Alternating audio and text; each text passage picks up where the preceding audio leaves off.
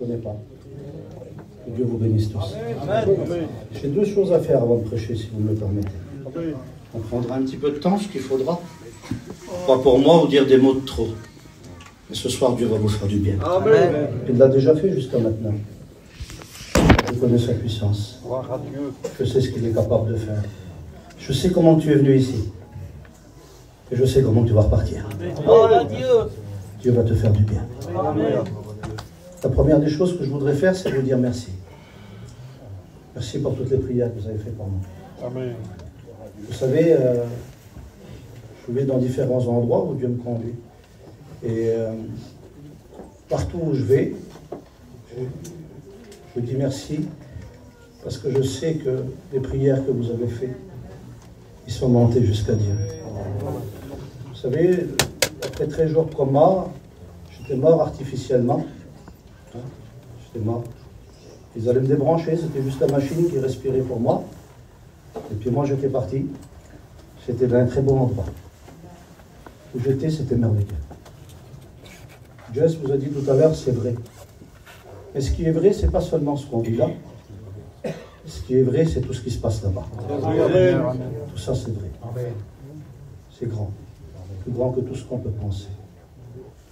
Et puis au bout de ce temps-là, pour les VAG, moi je ne sais pas, on me l'a dit après, hein, mais pour les VAG, j'étais un légume. Je ne pouvais plus me réveiller, c'était pas possible. J'étais paraplégique, j'étais aveugle, j'étais sourd, j'étais muet, je ne pouvais plus parler. J'étais fini complètement. Et si la machine, il l'arrêtait, eh ben, c'était fini. Et le jour où on a arrêté la machine, eh ben, on a prévenu toute ma famille, et puis on a donné une heure, et puis on m'a emmené à la morgue, on m'avait bagué pour la morgue. Et puis moi, je me suis retrouvé à sortir de l'endroit où j'étais avec le Seigneur, et puis je me suis retrouvé dans l'atmosphère, entre ciel et terre. Je me suis retrouvé devant le globe terrestre. Il vous a parlé de la terre tout à l'heure, hein, Franck. Je me suis retrouvé devant la terre, et puis celui qui était à côté de moi, il m'a dit une chose. Il m'a dit, regarde la terre. Et puis j'ai regardé la terre. Et autour de la terre, il y avait comme des anneaux d'or, comme ça, qui tournaient. Mais c'était comme de la poussière, comme ça, comme de la paille, comme des paillettes. Et puis ça tournait partout. Et puis il m'a dit, tu sais ce que c'est ça? Je lui ai dit, non, je ne sais pas. Il m'a dit, ça c'est un esprit de prière que j'ai envoyé sur la terre. Sache une chose, aujourd'hui, dans toute la France et partout en Europe, on prie pour toi, pour que tu reviennes, parce que personne ne veut que tu meurs. Et la première des choses, quand il m'a dit ça, j'ai vu cette église. C'est bizarre, hein? J'ai vu des milliers, des millions de chrétiens. Des gens qui me connaissaient, des gens qui ne me connaissaient pas. J'ai même vu des inconvertis qui priaient pour moi. Et vous savez ce qui s'est passé là? J'ai revu ces inconvertis un peu de temps après. Dans leur prière pour moi, ils se sont convertis. C'est spécial.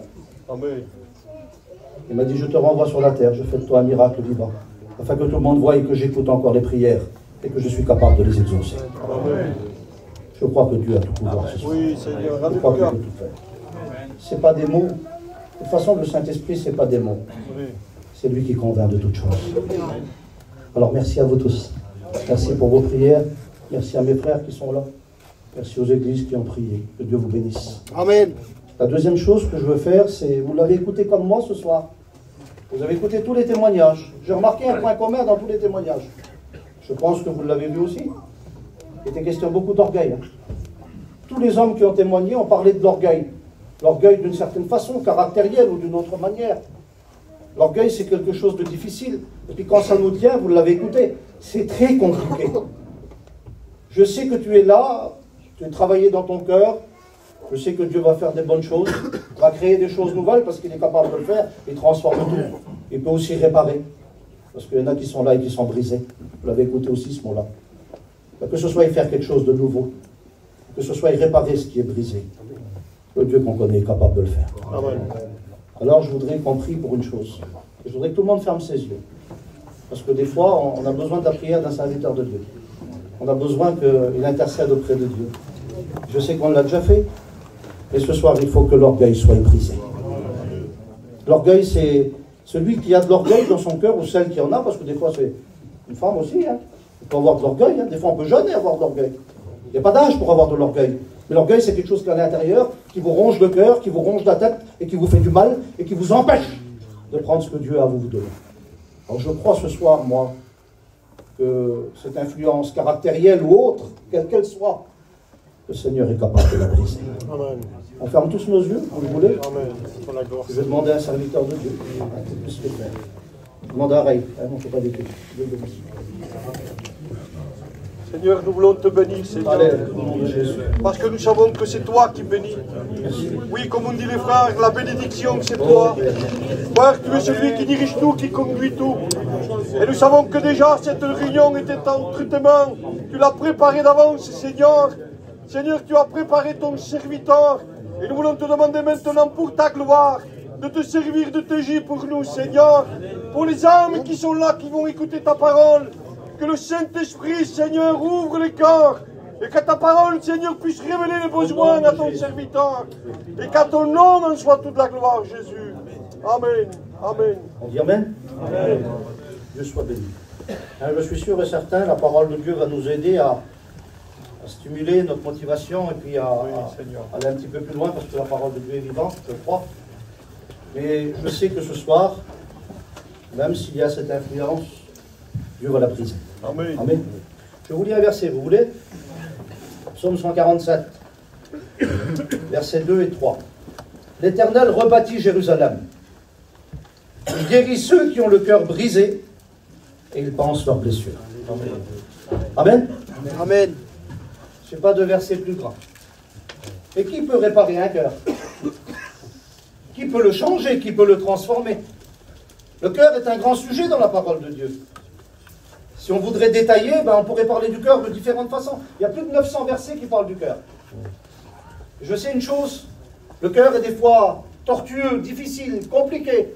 Parce que dans le cœur de l'homme, il se passe tellement de choses. Et quand on étudie la Bible, on voit plein de choses. Et on découvre qu'en réalité, le cœur a tellement de facettes différentes. On peut découvrir le cœur de Dieu, on peut découvrir le cœur de l'homme. On peut découvrir aussi les souffrances qui se passent dans un cœur. Toutes ces choses-là, c'est des choses qu'on a besoin et puis qu'on a besoin que Dieu dévoile.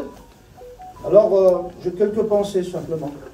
Je voudrais simplement parler de 3 choses. Je crois que Dieu est capable de le faire ce soir. Dieu est capable de transformer un cœur. Dieu est capable de penser toutes les souffrances et toutes les blessures qu'on peut avoir. Vous le croyez? Amen. Je crois que Dieu est capable de le faire. Je le crois. Et Dieu est aussi capable de dévoiler quand on a un cœur dur et difficile. Parce que des fois, ça arrive. On peut avoir un cœur dur, difficile, un cœur qui ne veut pas accepter des fois certaines choses, comme le frère vous l'a témoigné. Hein? Il avait de l'orgueil simplement parce qu'il n'acceptait pas des petites choses familiales, qui étaient très simples en réalité, parce que c'était pas si compliqué que ça. Oui. Et des fois, on peut être tenu par des choses qui ne sont pas très compliquées. Ça peut briser nos vies, ça peut briser notre foyer, ça peut briser ce qu'on vit. Dieu est capable de tout changer. Amen. Amen. Je pensais à une chose aujourd'hui, le miracle des pains et des poissons, quand on lit Matthieu 6 ou Matthieu 8, on m'a toujours interpellé ce miracle-là, parce qu'il y a de la matière. Il y a des choses où on voit que Dieu est créateur. Amen. Dieu est capable de multiplier des choses, de les créer, de faire toutes choses. On voit qu'il a tout pouvoir à ce moment-là. Il faut de l'eau pour sortir un poisson. Je ne sais pas comment il a fait. Je sais une chose, quand il a créé, les choses se sont faites. Amen. Que ce soit pour le pain ou pour le poisson, c'était pareil. Le deuxième miracle, c'est la même chose, 5000 personnes, 4000. On ne va pas faire des détails. Mais il y a une chose qui m'a interpellé, toute simple. C'était le lieu. Ils étaient dans le désert. Qu'est-ce qu'on va faire dans un désert? Qu'est-ce qu'on va recevoir dans un désert? La terre est inculte. Elle ne peut rien produire, elle ne peut rien donner. C'est sec. Il n'y a rien. Il n'y a rien. Je pense que tu es venu ce soir avec un cœur comme ça. Un cœur où c'est sec. Un cœur où il n'y a rien. Un cœur où c'est inculte. Où tu te dis, moi, tout le monde peut être béni, comme le frère là-bas. Mais moi, jamais de la vie. Dis-toi une chose. Même si chez toi c'est le désert, Dieu peut faire le miracle. Amen. Dieu est puissant pour le faire. Je crois que mon cœur, que son nom soit béni. Je voudrais, j'ai pris quelques notes, je ne sais pas si je vais tout prêcher, mais Dieu est capable de nous parler de différentes façons. Le cœur de l'homme est quelque chose de compliqué, je vous l'ai dit, mais la Bible dit nulle créature n'est cachée devant lui. C'est l'auteur aux Hébreux qui dit ça. Tout est à nu, à découvert devant celui qu'on est. Ce verset, il ne parle pas de jugement. J'ai souvent écouté que Dieu sait tout, tu verras, il y aura ci, il y aura là, Dieu connaît. Et le verset, il ne parle pas de jugement.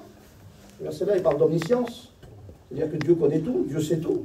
Dieu connaît les choses, on n'a pas besoin de les dire ou de les faire, pas besoin de les cacher. Dieu est Dieu, sa nature est divine. Il connaît les choses, il sait tout ce qui se passe, soit ce qu'on a fait, ce qu'on a dit. les choses dans la manière dans laquelle on les a dit, les raisons pour lesquelles on l'a fait. Moi, je suis incapable de voir ça. Mais la Bible, elle déclare ça, et l'Esprit de Dieu le sait. Il savait pourquoi il venait vers lui, il savait pourquoi il parlait, il savait pourquoi il le tentait ou l'éprouvait. Il savait tout ce qui était en eux. Dans l'évangile de Luc, il est dit ça, c'est Jésus qui le dit. Dieu connaît vos cœurs. Amen. Amen. Vous le croyez? Bon, je crois qu'il connaît nos cœurs et je sais ce qu'il est capable de faire. Alors je voudrais vous décrire le cœur que Dieu voudrait. Hein? Dieu voudrait un cœur vrai. Dieu voudrait un cœur pur. Dieu voudrait un cœur bien disposé. Dieu voudrait un cœur qu'il recherche, qu'il désire. La Bible dit que quand on cherche Dieu, puis qu'on le désire, ben, d'une manière ou d'une autre. Hein. Vous l'avez compris aussi ce soir. Réellement, j'aurais pas besoin de prêcher. On pourrait prier, puis que le Saint-Esprit vienne vous visiter. Mais bon, il faut qu'on parle un peu, ça va se faire. Le cœur doit être vrai, pur, bien disposé. C'est le désir de Dieu. Mais ça peut aussi être le contraire. Vous êtes d'accord? Un cœur peut être éloigné. Quand on prend la Bible, elle nous parle, Ésaïe dit ça. Le cœur est éloigné. Ézéchiel, il dit que le cœur est troublé. Je ne sais pas comment tu es venu, avec quel cœur tu es venu ce soir. Si tu es venu avec un cœur éloigné, si tu es venu avec un cœur troublé, si tu es venu avec un cœur tortueux. Jérémie dit que le cœur peut être tortueux. C'est-à-dire que quelque chose qui est tortueux, il se passe tellement de choses à l'intérieur qu'on ne sait même plus en remettre le sens. Peut-être que dans ton cœur à toi, c'est comme ça. Il se passe tellement de choses que tu ne sais plus aller, tu ne sais plus comment faire. Jérémie va encore plus loin, il dit le cœur peut être méchant. Est-ce que tu serais méchant ce soir? Est-ce que tu serais méchant? Est-ce que tu aurais un cœur de rebelle? Parce que être méchant, c'est pas pas crier. Hein. Il y en a qui crient, c'est des criards. Et on le sait. C'est pas souvent les criards les plus méchants. Hein. Il y a souvent ceux qui crient le plus. Ben, il y a souvent, ils sont très gentils, ils ont un cœur comme ça, puis ils disent rien. Des fois, c'est le caractère, c'est la façon de faire. Des fois, on peut être méchant à l'intérieur. Être méchant, ça veut dire être rebelle. Celui qui est méchant, c'est celui qui résiste à Dieu. La résistance à Dieu est aussi coupable que d'adorer des téraphimes.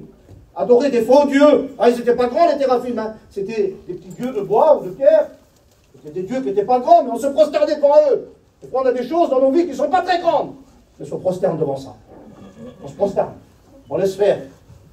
Alors peut-être on peut avoir un cœur méchant, mais pas méchant parce qu'on crie. Mais méchant parce que Dieu voudrait travailler nos vies et on ne le laisse pas faire. Ce soir, Dieu peut briser toutes ces choses. Amen. Amen. Pour avoir un cœur mauvais, incrédule. Incrédule, l'auteur aux Hébreux dit ça. Incrédule, vous savez ce que c'est l'incrédulité, hein? C'est quelqu'un qui ne veut pas réellement croire, qui ne veut pas réellement faire. Je sais une chose, moi je sais que Dieu peut tout. Il y a des fois des cœurs, ce cœur-là, il faut le dire quand même, quand on a un cœur comme ça, c'est différentes façons, hein? Éloigné, troublé, tortueux, méchant, mais c'est difficile et compliqué quand même ça. Hein? C'est mieux un cœur vrai, un cœur pur, un cœur qui cherche, c'est quand même beaucoup mieux. Parce que quand on a un cœur qui est fait de cette façon-là, ben, il faut le dire quand même, c'est un petit peu compliqué, c'est un petit peu difficile. Mais je sais une chose, Dieu peut, il peut, oui, et il veut purifier ton cœur. Amen. C'est la promesse. Et quand on lit la Bible, il y a des promesses. Il y en a plus de 8000 dans la parole de Dieu. Mais il y a des promesses différentes. Et puis Dieu sait lire dans ton cœur, dans ta vie, il connaît tout. Et il sait quelque chose qu'il t'a promis, puis il sait très bien ce qu'il peut faire. Parce que Dieu tient ses promesses. Et il a fait une promesse, Jérémie l'avait annoncé. J'ôterai ton cœur de pierre. Je te donnerai un cœur de chair. Amen. Il est capable, lui, de... Mais comment tu vas faire, Seigneur? Comment tu vas faire? Tu vas mettre ta main à l'intérieur, tu vas m'ouvrir le torse, c'est comme une opération, comment ça va se passer? J'ôterai ton cœur de pierre et je te donnerai un cœur de chair. Il y a une transformation qui doit se faire, qu'on veuille ou qu'on ne veuille pas. De toute façon, qu'on l'accepte ou qu'on ne l'accepte pas. S'il n'y a pas une transformation, on ne rentre pas au ciel. Il faut que le cœur, il ne reste pas mauvais, il faut qu'il ne reste pas incrédule, il faut qu'il ne reste pas tortueux. Tu peux venir comme ça à Dieu, oui. Et quand tu viens comme ça à Dieu, le miracle, c'est lui qui le fait. Amen. Il est capable de tout transformer. Et quand il transforme tout, alors les choses se font. La transformation se fait, le ciel s'ouvre, on devient citoyen des cieux. Le psaume 64, il déclare ça. Il y a dans le cœur de chacun une abîme. Vous savez ce que c'est qu'une abîme? C'est des choses qui sont profondes, c'est des choses qui sont cachées. C'est des choses où même quand on s'approche, on doit regarder. C'est tellement ténébreux, c'est tellement loin qu'on ne peut pas voir à l'intérieur. C'est difficile. Il y a dans le cœur de chacun une abîme. Je ne sais pas ce qui est caché dans ton cœur. Je ne sais pas si, comme on l'a dit, c'est l'orgueil ou la méchanceté. Peut-être la jalousie. Ça peut arriver, ça. On peut arriver à un moment donné dans notre vie à des destructions. Pour quelle raison? C'est parce que la jalousie a pris de la place. La jalousie peut commencer avec des choses tout petites, éphémères. Et ensuite, ça crée une influence qui fait en sorte qu'on imagine tellement de choses et qu'après qu'on croit que c'est vrai, Et puis après, on vit dans les ténèbres. Parce que ce qui nous influence, ça nous emmène à la destruction. Le Seigneur est capable de mettre la lumière. Il est capable de changer les choses. Alors, je ne sais pas ce qui se passe et quel est l'état de ton cœur. Et je crois qu'il y a une direction, un message. Et Jérémie 4, 17, il dit ça. C'est la direction, c'est le message. Purifie ton cœur, Jérusalem. Il fallait qu'il purifie son cœur. Et je sais très bien que toi, tu ne peux pas le faire. Tu ne peux pas purifier ton cœur. Tu pourrais boire de l'eau comme tu voudrais, des litres et des litres. Ce n'est pas l'eau qui va purifier ton cœur. Ce n'est pas ce que tu peux faire, tes efforts. Même que tu vivrais dans une plus grande religiosité qui soit, ou une vie de sanctification. Hors pair. Ce n'est pas ça qui purifiera ton cœur. C'est le sang de Jésus qui peut le faire. Tu ne peux pas prendre une autre route, de toute façon, tu pourras faire comme tu veux. La seule route que tu peux avoir, c'est celle que tout le monde doit prendre. Je suis le chemin, je suis la vérité, je suis la vie. Nul ne vient au Père que par moi. Tu pourras passer par où tu veux, tu pourras faire à ta manière, à ta tête. Tu ne peux pas recevoir autrement que de passer par le chemin de Dieu. Purifie ton cœur du mal. L'Écriture nous montre que ce qu'il y avait en eux, ils le connaissaient même la raison de leurs actions, hein, je vous le dis, ils savaient tout. Alors, je voudrais vous parler un petit peu de tout ça, parce que c'est un sujet tellement important. Le cœur est quelque chose de fragile. Non seulement il peut être tout ce que je vous ai dit, mais on sait que quand on parle du cœur, la Bible le présente comme l'organe qui nous tient vivant. Hein. Parce qu'il faut beaucoup de choses pour qu'on soit vivant. Mais le cœur est le moteur principal du corps. Quand on regarde un petit peu, il bat 72 fois la minute. Tac, tac, tac, tac, tac, tac. Il vient un moment, excusez-moi. Hop. D'une seconde à l'autre, il ne bat plus. Et qu'est-ce qui se passe après? La Bible dit qu'après, c'est quoi? L'éternité. L'éternité existe, hein, il y en a qui n'y croient pas. L'éternité existe. Dieu est éternel. Et il a accompli cette œuvre-là pour nous emmener en éternité. Alors j'ai besoin qu'on puisse avoir une image ce soir. Luc 16 nous parle de ces choses-là. Vous avez déjà écouté prêcher ça. Quand le cœur de ces deux hommes s'est arrêté, quand le cœur de ces deux hommes, leur fragilité, pas dans le même temps, pas dans le même moment, c'est sûr, chacun n'a pas la même vie. L'un vit un peu mieux, l'autre vit un peu plus mal, et puis chacun est différent, que ce soit dans ce qu'on est, socialement, ce que vous voulez. Mais la Bible dit, Lazare mourut. Pauvre Lazare, rempli de maladies, rempli d'ulcères, rempli d'une vie pas terrible. Lazare mourut. Et Lazare avait Dieu dans son cœur. Et quand Lazare mourut, la Bible dit que les anges sont venus et qu'ils l'ont emporté dans le sein d'Abraham, où c'est qu'il a été consolé. Un temps se passe, le riche mourut aussi. Dans le séjour des morts, il leva les yeux. Ah, il est dans le séjour des morts, il lève les yeux. Il voit, il regarde. L'âme a un corps et c'est une réalité. Il parle. Pour Abraham, père Abraham, demande à Lazare, il reconnaît Lazare. Il est identifiable, on se reconnaît, oui. Tu ne perds pas tes proches. Tu les reconnaîtras. Dieu connaît toutes choses. Des fois, on se pose des questions puis on voudrait des réponses. Mais quand la Bible nous présente le ciel, elle nous présente la lumière. Et la lumière nous emmène dans toute la vérité. Amen. Le riche était dans le séjour des morts. Ça, c'est parce qu'il a voulu garder son cœur méchant, incrédule, vilain. Vous savez, des fois, il faut comprendre le contexte. Il est en train de parler par n'importe qui, le Seigneur. Il est en train de parler à des Sadducéens. Vous savez ce que c'était, les Sadducéens? Il y avait plusieurs sortes à l'époque, plusieurs sectes. Et puis en réalité, il y avait les pharisiens, les Sadducéens, les Hérodiens, enfin, c'était vraiment mélangé, il y avait un mélange pas possible. On croit qu'il y a qu'aujourd'hui qu'on vit mal. Non, déjà à l'époque, il y avait plein de mélanges. Et les Sadducéens étaient des hommes qui ne voulaient ni croire aux anges, ni au ciel, ni à la résurrection. Et il y en a qui viennent ici avec des cœurs incrédules, durs de cette façon, et qui ne veulent croire à rien, mais qui veulent savoir ce qui se passe. Ils voulaient juste du pouvoir, eux. Ils voulaient dominer le temple. Ils n'étaient pas à leur place. Ils avaient pris un droit qu'ils n'avaient pas le droit. Et puis en réalité, ils parlent à Jésus, puis Jésus, quand il leur parle, il dit voilà, l'histoire devient plus significative là. C'est vrai. Ah oui, hein, parce qu'il sait comment parler, lui. Hein. Ah oui. Et il y avait deux hommes. L'un mourut, l'autre mourut. Dans le séjour des morts, l'autre leva les yeux. Et Abraham, Lazare avec Abraham, dans le sein d'Abraham. Et puis certainement que ces hommes devaient être là. Et il dit qu'est-ce qu'ils racontent? Ah oui, qu'est-ce qu'ils racontent? On est comme ça. Le ciel, la perdition.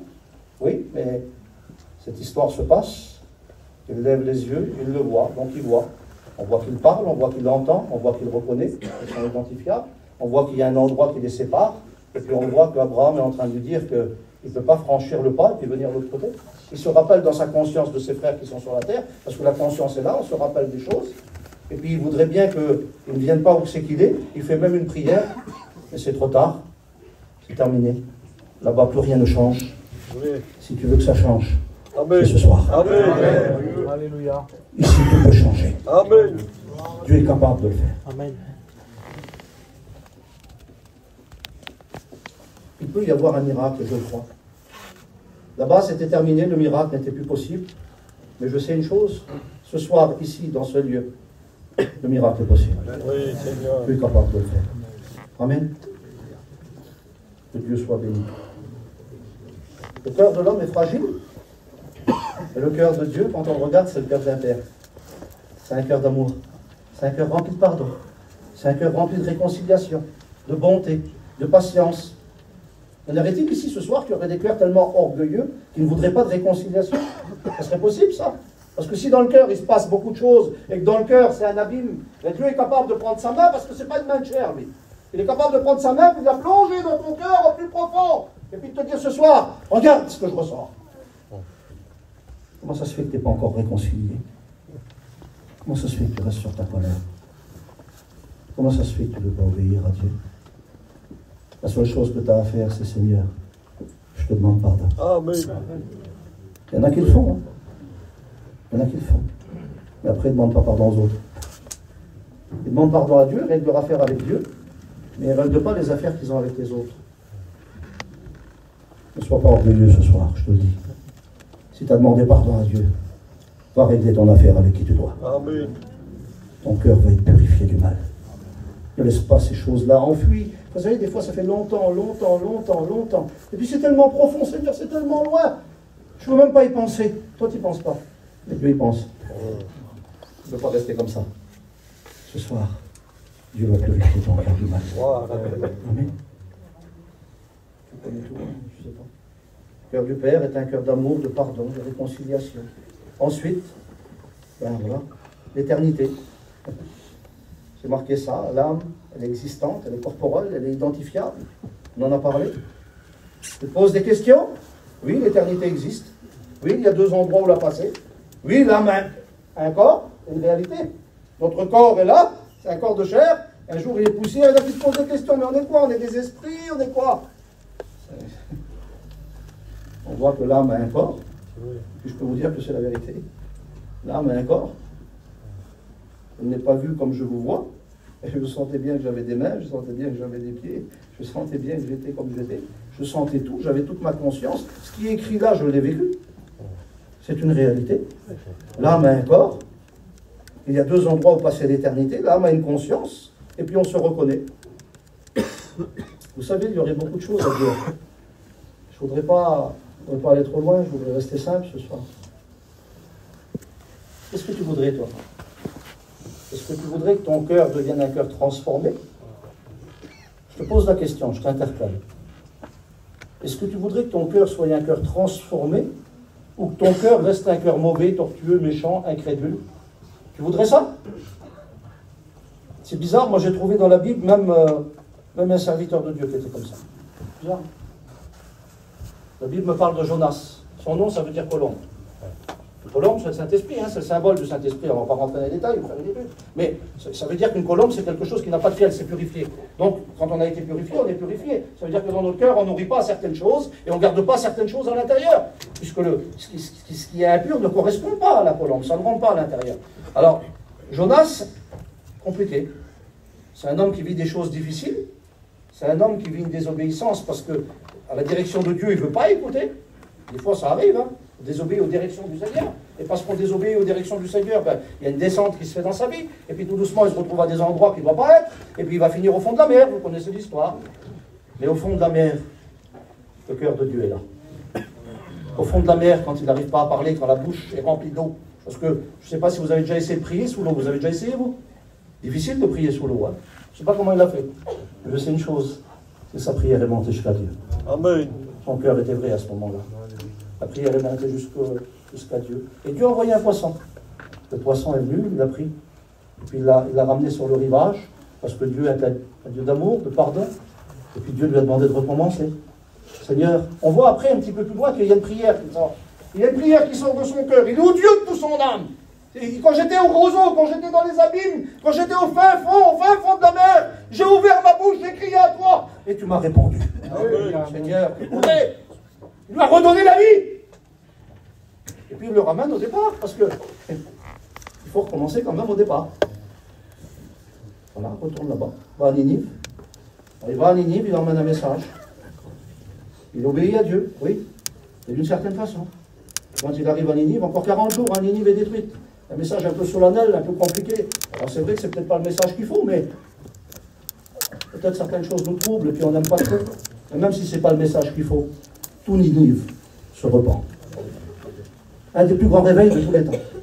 120 000 personnes, c'est pas moi qui le dis, c'est la Bible. C'est à un moment donné, Dieu qui va reprendre Jonas.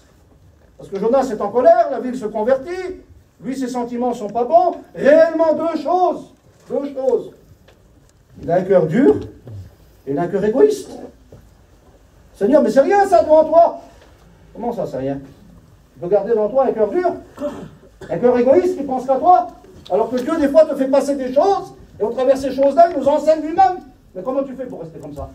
C'est pas possible. Tu ne peux pas rester comme ça. Il a permis que Jonas passe parce qu'il a passé. Une désobéissance. Quand on désobéit, c'est la mort, c'est fini. Nous on juge comme ça. Il a fait ça, ça y est, c'est terminé. C'est pas ce qu'il fait Dieu. Puis il écoute sa prière, il le reprend. Il recommence avec lui, il lui pardonne. Il le remet sur le bon chemin, puis il le fait marcher. Mais lui, on dirait qu'il ne comprend pas, mon Dieu, c'est terrible. Il ne comprend pas, son cœur reste dur, son cœur reste égoïste. Il voit tout le réveil qui se passe, il ne dit rien encore. Et puis le ricin pousse, vous savez que c'est un livre de miracles. On voit des miracles dans le livre de Jonas. Des fois, on voit plein de miracles. Mais malgré qu'on vit des miracles, les choses qu'on doit faire, on ne les fait pas. C'est spécial. Il y a plein de miracles qui se passent. Le poisson, le ricin qui pousse, le petit ver qui vient. Tout ça, c'est des miracles, des miracles, des miracles. On vit tellement de miracles, Seigneur, c'est terrible. Et puis l'obéissance, des fois, on ne l'a pas. Et puis dans son cœur, il se passe ça. Il demande la mort. Il vit une prière égoïste. Il demande la mort. Seigneur, prends ma vie. Qu'est-ce que je vais faire ici? Et puis là, le Seigneur va lui parler, puis il va révéler le fond des choses. Seigneur, comment c'est? Est-ce qu'il peut ce soir venir? Il a le droit de le faire. Amen. Est-ce qu'il a le droit de le faire? Est-ce qu'il peut venir ce soir fouiller dans ton cœur? Gloire à Dieu. Toi, tu as pitié du ricin qui ne t'a rien coûté, pour lequel tu n'as pas travaillé, pour lequel tu n'as rien fait. Et tu voudrais que moi, je n'aie pas pitié de Ninive, la grande ville, avec plus de 120 000 habitants et des animaux en grand nombre? Gloire à Dieu. Il a pitié, lui, de Ninive, une ville de péché, une ville de misère. Quand on considère Ninive et tout ce qui se passait là-bas, on parle souvent de Sodome et Gomorrhe. À Ninive, c'était pas mieux. C'est peut-être pire. C'est l'impureté, puis tout ce que vous voulez. Il y avait des choses qui se manifestaient, qui étaient graves. Mais là où le péché abonde, la grâce surabonde. Je ne sais pas ce qui se passe dans ta vie. Je ne sais pas, mais Dieu sait. Voilà pour juger ta vie ce soir. Je sais une chose, c'est que dans ta misère, tu es capable de venir te chercher. Amen. Cœur dur et égoïste. Seigneur, que c'est compliqué tout ça. Alors, le cœur peut être transformé, le cœur peut être dur et égoïste, et puis, quand c'est comme ça, Dieu est capable de faire ressortir les choses. Est-ce que vous voulez que Dieu nous purifie ce soir? Alléluia. Je vous parle d'un dernier cœur, et puis j'arrêterai. Vous savez, je pensais à ça. La Bible est symbolique, et puis souvent quand on parle du Saint-Esprit, on peut parler de la parole, on peut parler du marteau, on peut parler du feu. Donc la parole brise le roc. On sait très bien, on le prêche, nous. La parole, c'est l'orgueil, on sait bien.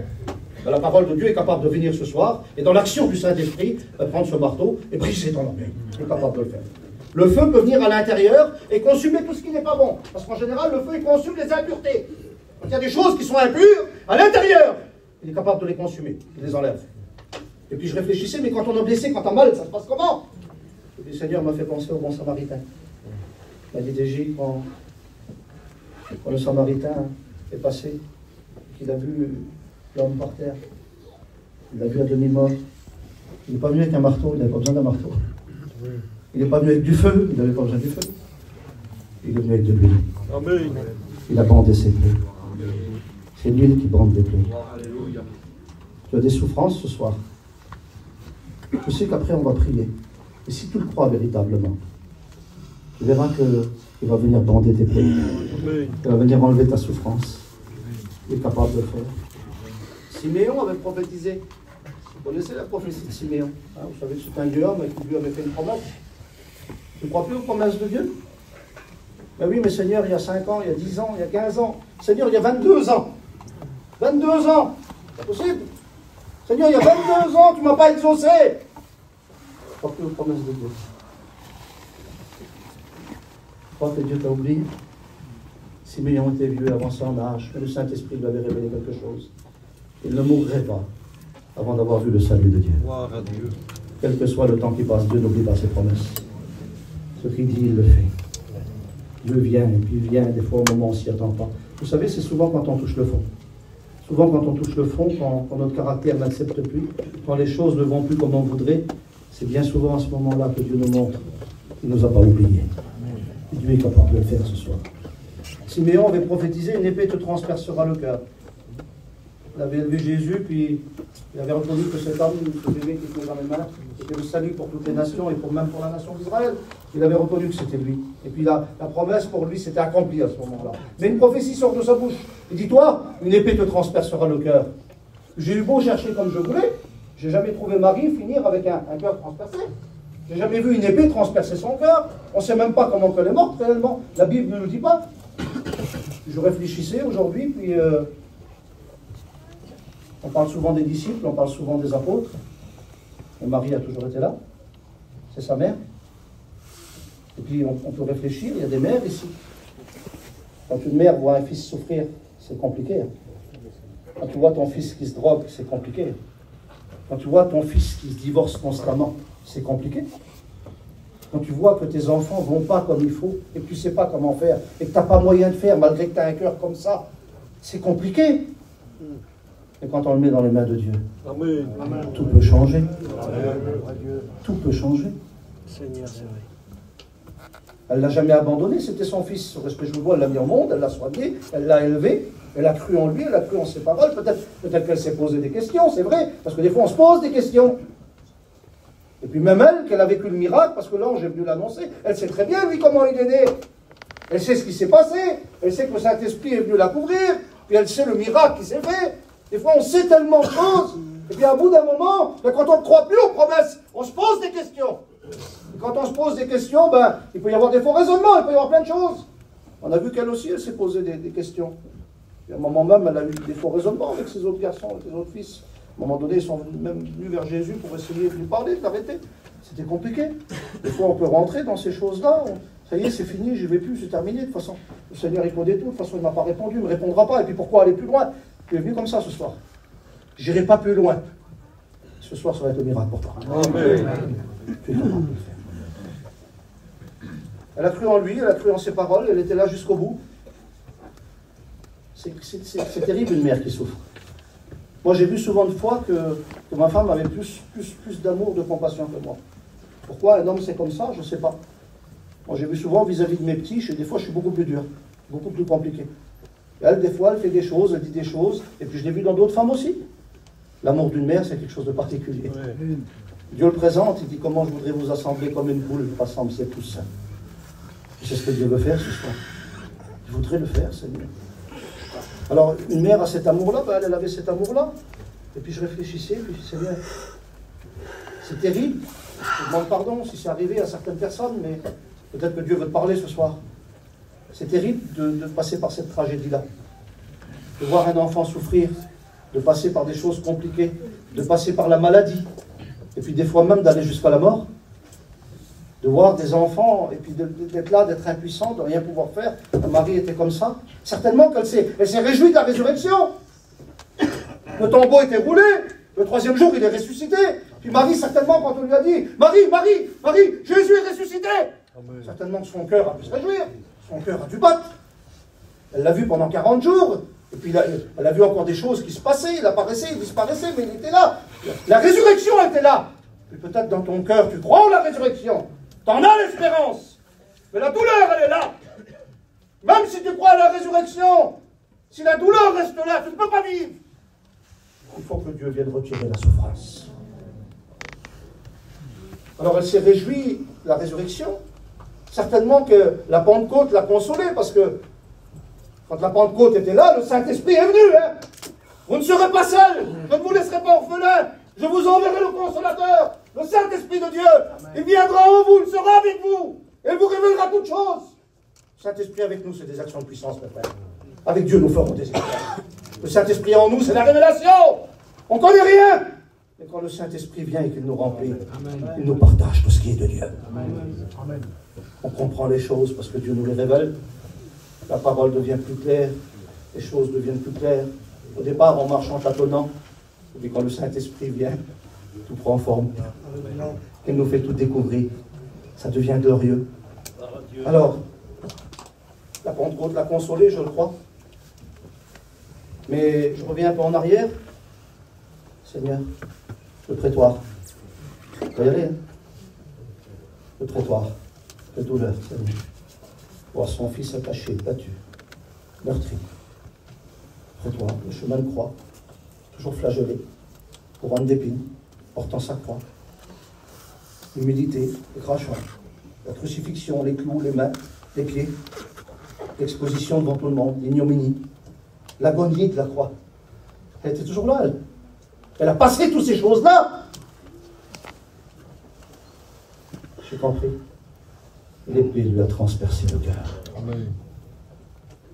Qu'est-ce qui t'a transpercé le cœur? Au nom de Jésus. Qu'est-ce qui t'a transpercé le cœur? La douleur, la souffrance t'a étouffé. Et Dieu pense à toi. Et ce soir, il va faire le miracle. Il y a des souffrances qu'on ne peut pas expliquer. Quand on a le cœur transpercé, c'est difficile de s'inquiéter. Dieu est capable de faire ce miracle. Je pensais à ça, il y a des gens qui vivent de la tristesse, il y a des gens qui vivent de l'angoisse, il y a des gens qui vivent des incompréhensions, il y a des gens qui vivent dans l'oppression. L'oppression, c'est quelque chose de très difficile. Hein. Un cœur oppressé, c'est un cœur qui étouffe. Un cœur oppressé, c'est un cœur qui a mal. Comment sortir un cœur de l'oppression? C'est pas possible. On ne peut pas sortir de l'oppression. C'est une influence. L'influence, elle vient, puis elle revient. Des fois, tu te sens bien, tu as l'impression que tu respires. Seigneur, tu es libre. Et puis d'un seul coup, la pensée revient. Et quand la pensée revient, l'oppression revient avec elle. Puis à nouveau, tu es étouffé, à nouveau, tu es chargé, à nouveau, tu es fatigué. À nouveau, tu ne peux rien faire. Et quand tu déposes tout au pied de la croix, Amen. Le Seigneur te libère de tout.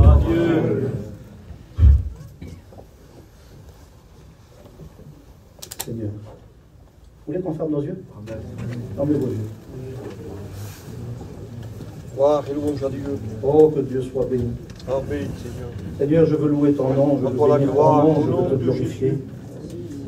Toi seul es capable de faire tout ce que j'ai dit. Amen. Je n'ai pas dit ce que je voulais, j'ai dit, Seigneur, ce que tu m'as envoyé dire. Quel que soit le cœur mauvais, tortueux, incrédule, méchant, tu es capable de le transformer.